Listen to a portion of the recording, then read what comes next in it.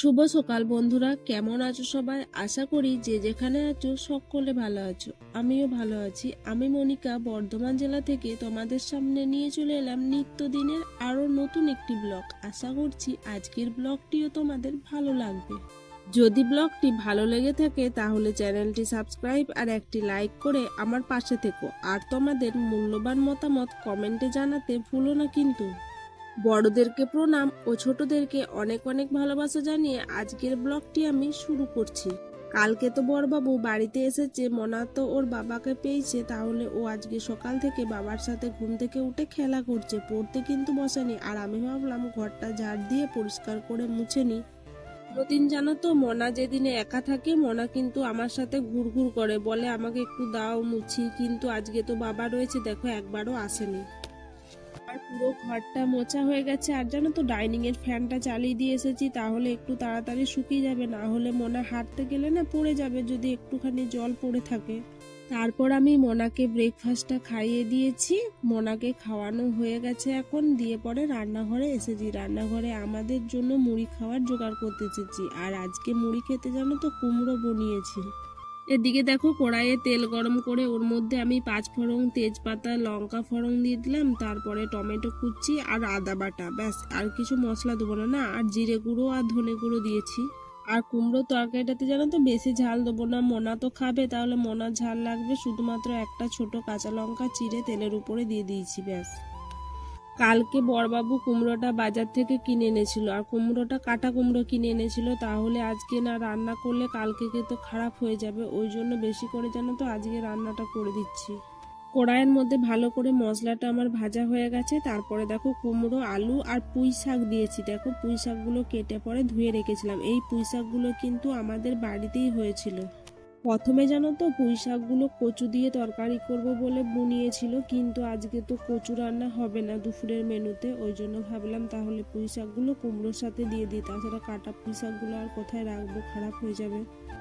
কুমড়োটা বেশ কিছুক্ষণ ধরে নাড়ার পর জল বেরিয়ে গিয়েছিল, তারপর ঢাকা দিয়ে দিয়েছিলাম। তারপরে কিছুক্ষণ পর নেড়ে চেড়ে কুমড়ো থালার মধ্যে নামিয়ে নিয়েছি। একবারে দেখো খাওয়ার জন্য রেডি হয়ে গেছে। মুড়ি দিয়ে এটাই আজকে খাওয়া হবে। এদিকে একটা থালাতে গাজর কুচি, ক্যাপসিকাম কুচি আর বিন কুচি মানে ছোট ছোট করে কেটে রাখা হয়েছে। আর এদিকে একটা থালাতে আদা রসুন ছাড়িয়ে পেঁয়াজ কেটে একটা টমেটো কেটে রাখা হয়েছে। আর দেখো একটা বাটির মধ্যে পুরো মাংসটাকে ম্যারিনেট করে ঢাকা দিয়ে রেখে দিয়েছি। এদিকে বরমশাই দেখো চালটা বার কয়েকবার বেশ ভালো করে ধুয়ে নিচ্ছে। আগেকার দিনে যে মানুষ ঘরে চাল করতো সেই চালের মধ্যে দেখবে এতটা ফ্রেশ থাকতো না, বালি কাপড় কিছুটা হলেও মিশে থাকতো একটা দুটো। কিন্তু এখনকার চাল ফ্রেশ, কিন্তু চালের মধ্যে যে পাউডারটা থাকে সেটা কিন্তু আমাদের শরীরে অনেকটা ক্ষতি করে। তাই কিন্তু রান্নার আগে চালটা বেশ কিছুক্ষণ ভিজিয়ে রেখে জলটা বার কয়েকবার পাল্টিয়ে ফেলে দিয়ে তারপরে রান্না করা উচিত আমার মনে হয়। এদিকে দেখো ভাতটা চাপিয়ে দিয়েছিল, হয়ে গেছে। তারপর দেখো আলাদা আলাদা। আচ্ছা, তোমরা কি বুঝতে পারছো আজকে দুপুরের মেনুতে কি রান্না হতে চলেছে? বড়বাবু বাড়িতে এসেছে, তাই স্পেশাল কিছুই হবে। এদিকে দেখো তারপরে কড়াইয়ে রাইসটা ভালো করে ভেজে নিচ্ছে। তাহলে বন্ধুরা আজকে দুপুরে ফ্রাইড রাইস হচ্ছে, সেটা তো তোমরা বুঝেই গেলে। আর কিন্তু সাথে চিকেন কষা আর স্যালাড হচ্ছে। রাইসটা বড়বাবু করেছে, আর এদিকে কড়াইয়ে চিকেনটা আমি চাপাচ্ছি। দেখো কিছুটা বাসনও জড়ো হয়ে গেছিল বেসিনে, তাই আমি আগে বাসনগুলো মেজে নিচ্ছি। আর এদিকে কড়াইয়ে আমি একদম কম আছে মশলাটা করতে দিয়েছি। আর এদিকে বড়বাবু রান্নাঘর থেকে বালতি বোতলগুলো নিয়ে গেল জলটা ধরে দেবে বলে। কি মজা বলো তো, আজকে তো আমার একটা কাজ করতে হবে না তাহলে। এদিকে কড়াইতে আমার মশলাটা হয়ে গেছে, আর যে চিকেনটা ম্যারিনেট করে রেখেছিলাম সেটা দেখো কড়াইয়ের মধ্যে দিয়ে দিলাম। তারপর খুন্তি দিয়ে কিছুক্ষণ নাড়িয়ে নেবো। আর এদিকে আমি বেসিনে বাসনগুলো মেজে রেখেছি, কিন্তু ধোয়া হয়নি, তাই ভাবলাম আস্তে আস্তে বাসনগুলো ধুয়ে নিই। আর এদিকে মাংসটা কষানোটা হোক। আজকে মোনার জন্য কিন্তু মাংসের ঝোল আর ভাত আলাদা করে করা হয়ে গেছে, এটা খাবে না মোনা।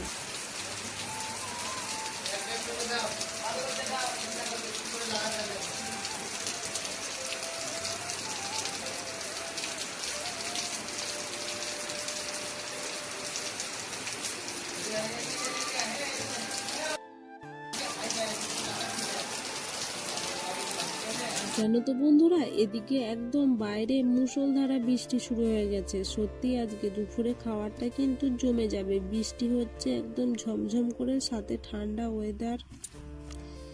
আর এদিকে দেখো, চিকেনটা কিন্তু আমার এখনো কষানো হয়নি, আর একটু হলেই চিকেনটা কষানো হয়ে যাবে, মানে প্রায় হয়েই গেছে।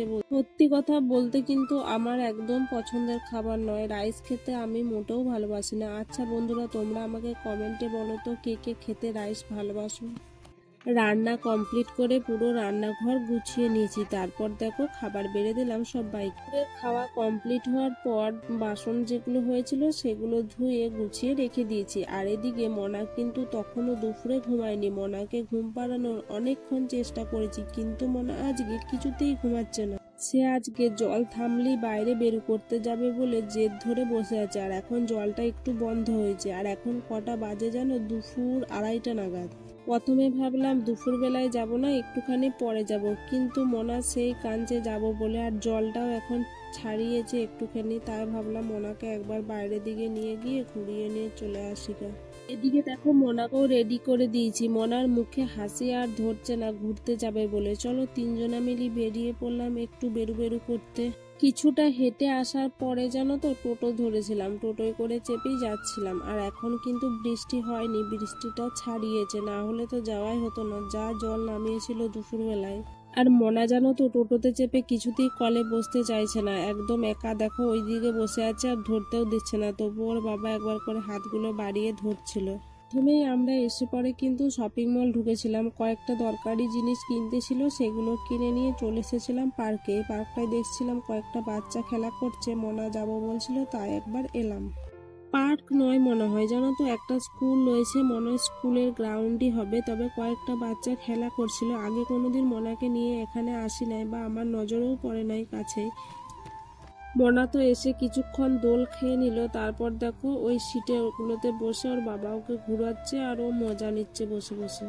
ছোটবেলার জীবনটা কত সুন্দর বলো, একবার করে দেখে ইচ্ছা হয়, যদি পারতাম আর একবার ওই ছোটবেলাটায় ফিরে যেতে। না আছে কোনো চিন্তা, না আছে কোনো ভাবনা, একদম ফ্রি।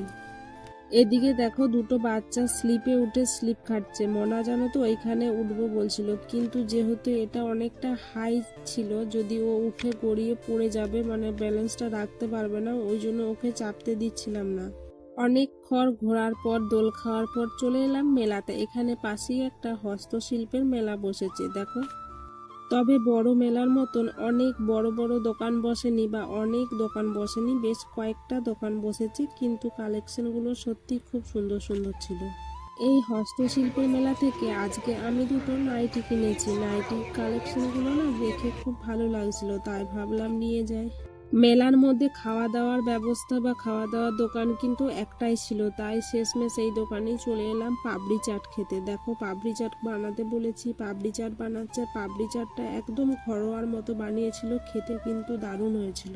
মেলাতে থাকাকালীনই বৃষ্টি পড়তে শুরু হয়ে গেছিল। আবার মেলা থেকে বেরিয়ে আমি একটু ফুচকা খেয়েছিলাম, তারপর মনার টুথপেস্টটা শেষ হয়ে গেছিল, ওই জন্য ওর বাবা ওষুধের দোকান থেকে মনার জন্য টুথপেস্টটা নিয়ে নিচ্ছিল। তারপরে টোটো ধরে বেরিয়ে পড়েছি তেলিপুকুর। ওখানে নেমে টোটো ধরে তারপরে বাড়ি যাব। এদিকে দেখো কার্জন গেটও পেরিয়ে গেলাম। তো বন্ধুরা, আজকের ব্লগটি এখানেই শেষ করছি। সবাই ভালো থাকবেন, সুস্থ থাকবেন। কালকে দেখা হবে আপনাদের সাথে আমার নিত্যদিনের নতুন আরো একটি ব্লগে। টাটা।